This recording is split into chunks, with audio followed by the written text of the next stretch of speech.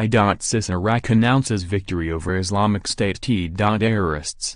Prime Minister Haider al-Abadi said the battles marked the end of the war, 3 years after its militants seized a third of the country's territory. Last week Russia said that its forces had destroyed all its strongholds in Syria following a bombing campaign. Colonel General Sergei Rudskoi, head of the General Staff's operations, said, "The mission to defeat bandit units of the Islamic State terrorist organization on the territory of Syria has been accomplished. Iraq and Syria were the axis of the I.SIS caliphate." Western security experts are now trying to determine where battle-hardened IS leaders have gone and whether they could be heading for Britain. Theresa May said, "On behalf of the United Kingdom, I congratulate Prime Minister Abadi and all Iraqis on this historic moment. I pay tribute to the Iraqi security forces for their courage." One IS leader was arrested last week in Tangiers in Morocco and 3 Moroccans have been held in Spain on suspicion of plotting terrorist attacks.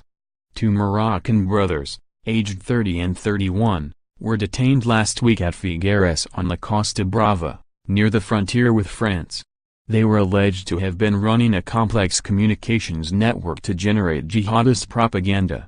A 44-year-old Moroccan with Spanish nationality was arrested at Parla, near Madrid, by counterintelligence officers who believe he was seeking accomplices for an attack. While Europe prepared for a backlash, leaders in Iraq and Syria were jubilant about their success. Mr. al-Abadi said, "Our heroic armed forces have now secured the entire length of the Iraq-Syria border. Our enemy wanted to kill our civilization, but we have won through our unity and our determination. We have triumphed in little time." Following the announcement that IS had been driven out, Iraq's oil minister announced an export contract with neighboring Iran after years of conflict between the two countries.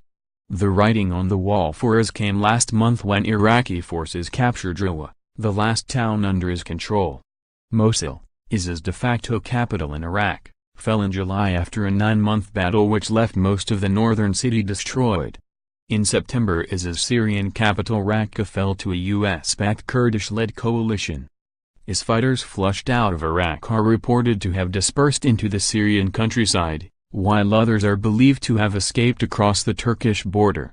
A global intelligence effort is underway to try to track them to see whether they are disbanding or forming small militias, which could still be capable of inflicting devastating attacks. RAF Commodore Johnny Stringer had warned earlier this year that IS would almost certainly morph into an insurgent organization. Islamic State's cross-border province, or caliphate, was a symbol of the jihadists' intention to eradicate all the region's frontiers and lay to rest the 1916 Sykes-Picot Agreement, an emblem of the colonial division of the area which was resented by some Arabs and Kurds.